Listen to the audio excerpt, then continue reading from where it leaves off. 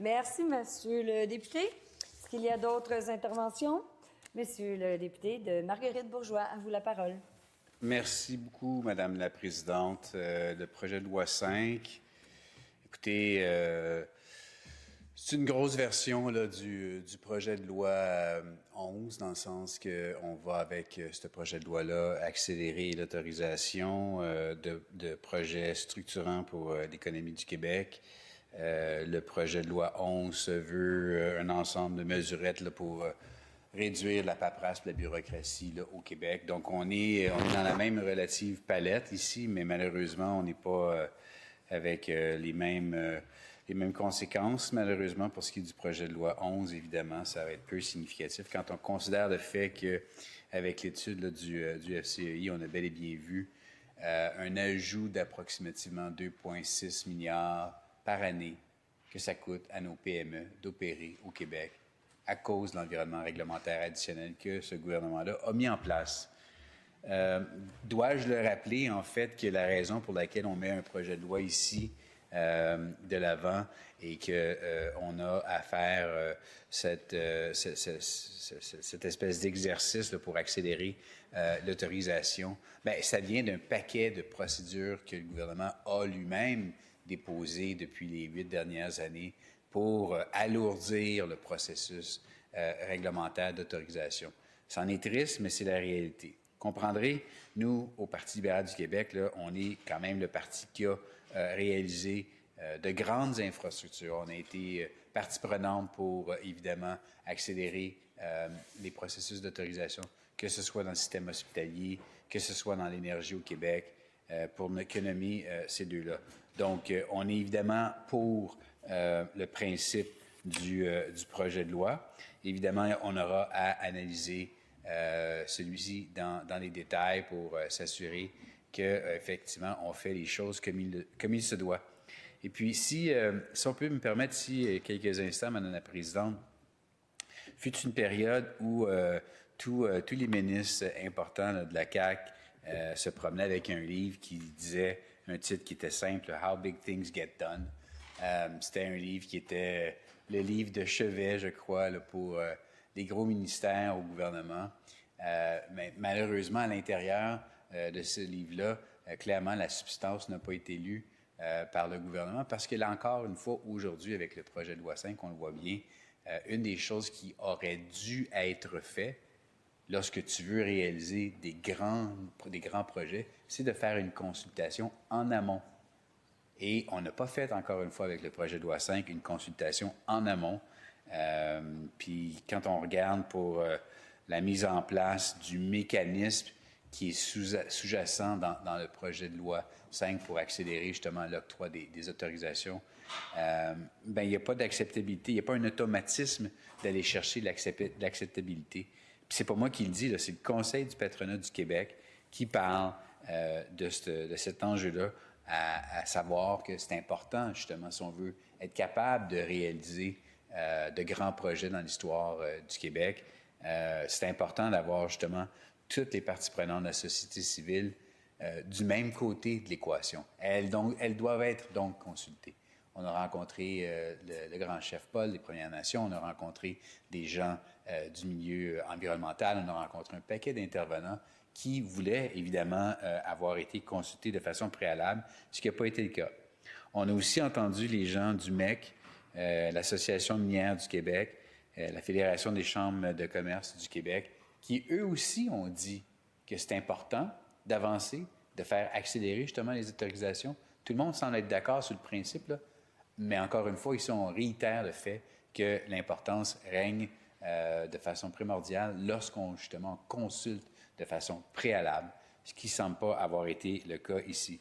J'ai vu le ministre sur X prendre note des commentaires qui ont été entendus lors des consultations particulières. Donc, on va supposer ici là, que le ministre va y aller de l'avant avec probablement des amendements à son propre projet de loi.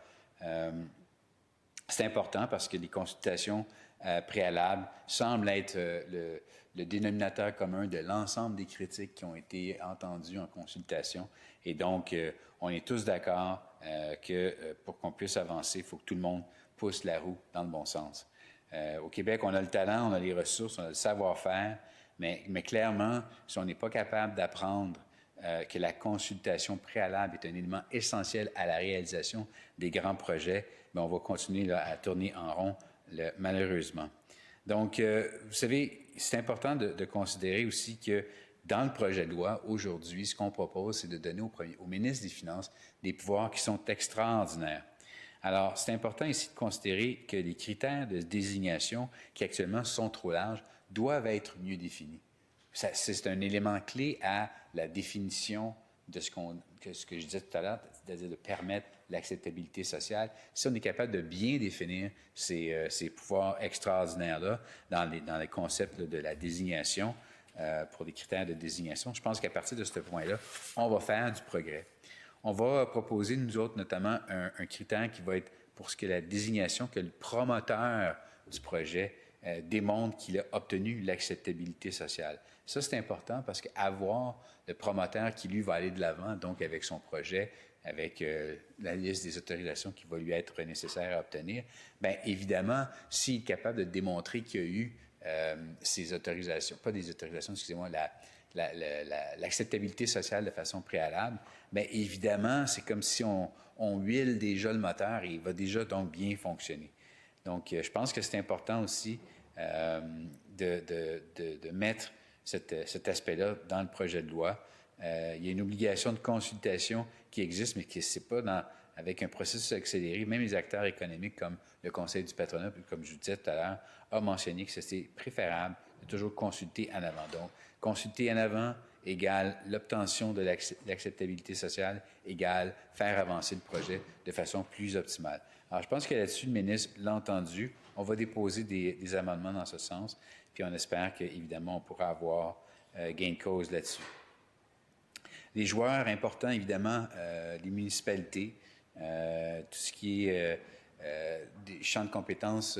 On parle souvent ici au Québec qu'on veut que le fédéral respecte nos champs de compétences. Bien, je dois juste peut-être rappeler au gouvernement que d'une perspective d'un gouvernement municipal, c'est exactement le même argumentaire. On souhaite que les champs de compétences municipaux soient respectés par le gouvernement du Québec. Alors, ça va être évidemment important que les municipalités puissent être entendues.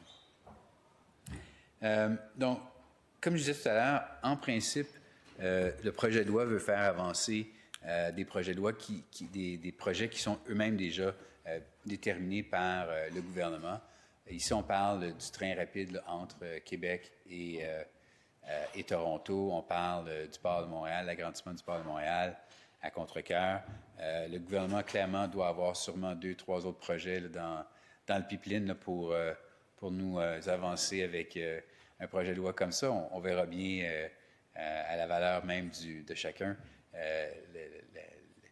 l'importance et la compréhension des enjeux pour l'ensemble du Québec.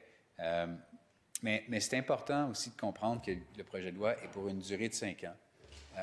Donc, c'est drôle parce que, bon, on parle du projet de loi 5, une durée de 5 ans, on a 5 projets.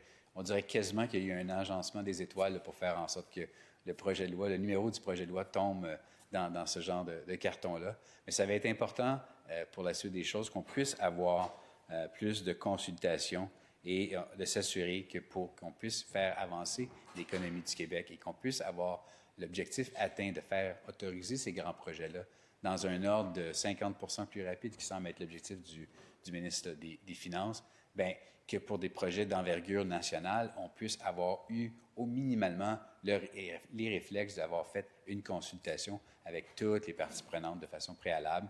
Et ça va faire en sorte que lorsqu'on va être dans le mode exécution, bien, déjà, on va avoir aligné nos canards, comme on dit, puis ça va être plus facile de pouvoir passer aux actes et de faire justement le développement à longue durée et de façon pérenne du Québec, une priorité qui va vraiment être entendue par tous. Alors, vous comprenez, Mme la Présidente, là-dessus, nous, on va être pour le principe, mais on va avoir de sérieux amendements qu'on va vouloir déposer pour la suite des choses. Merci, Mme la Présidente.